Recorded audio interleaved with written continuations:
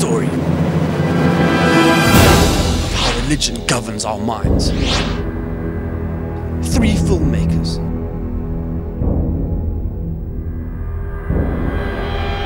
3 different religions.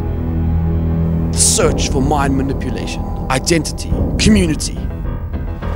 An eternal game played by everyone.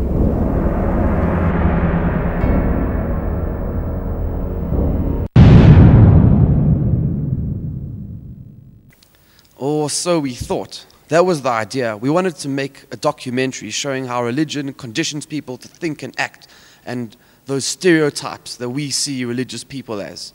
But it seems that there's more to it than that. This movement, Habonim Draw, are ideological, they work with young kids, they fit our criteria perfectly. We met with Adam Sack, called the Maskir Klali, which means Secretary General, and Ilan Strauss, Sagan Maskir, which means vice. Well, Habonim started in the 1930s, and essentially it started as a scouting movement, where the whole aim was to get Jewish youth together. Well, the shirt's called a chultza. It's a Hebrew term, and as you can see, the color is blue, which basically symbolizes with the working class. It has these red strings, which basically symbolize our socialism, the color red, and also shows our ideological direction. My left string is longer than my right string, which shows we're a left-wing leaning organization. It also has the symbol of Habonim right here, which has a corn-like reef, which shows like harvesting, things like that, and of course, and the Star of David isn't the natural one, it's also left-leaning, which again shows ideology. We have 3 major pillars of Habonim, of Zionism, Judaism, and the last pillar is called service to humanity and equality. The Zionist factor would be that whole connection to Israel. Judaism, our Jewish roots, the fact that we're all Jews, that we live in a Jewish society. And service to humanity and equality, well, that is our activism side. That's where we get involved in the community. That's where we look at the world and see its problems and try to be part of the change that we want to see. Recruiting is one of the main aspects that Habonim focuses on, obviously, and our main source or base for these kids are the Jewish schools. Lots of the counselors, or madruchim, the Hebrew word for it, and we go to the schools, we hand out flyers, we put up posters, and we promote the camps.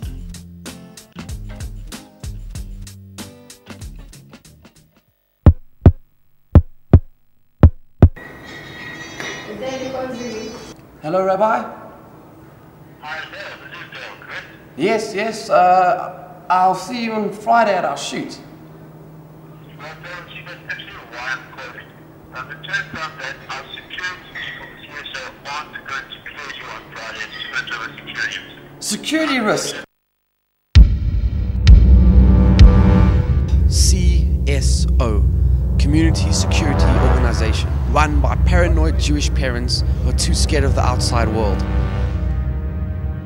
By them being able to restrict you, they're essentially showing that they're needed in society, and it gives them more power in the process and larger budgets. Obviously it's ridiculous unless you had a bomb in your bag, which I doubt it. I'm sure it has something to do with the fact that you're accompanied by non-Jews. Sis? I felt ashamed. The woman said to me, there was a white woman there, obviously Jewish, says to me, "You're Jewish, you should know our people are persecuted, we're in danger. How could you just come and shoot, endanger our security like that?" Tried to guilt trip me in such a small, closed way of thinking. They said that there's been a lot of criminal activity and so we're a security risk. I don't see how we could be a security risk. It's ridiculous, it's like Jewish paranoia, and it segregates us for like no reason. It's disgusting.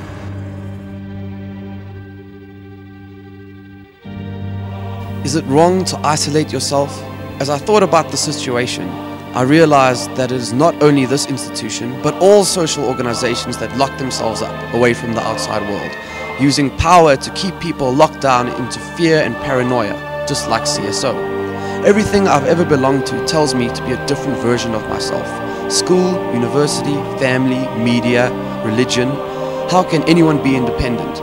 Is it wrong what Habonim and CSO are doing? Maybe they're offering kids a better way of thought, a better identity. But what is identity without everyone else?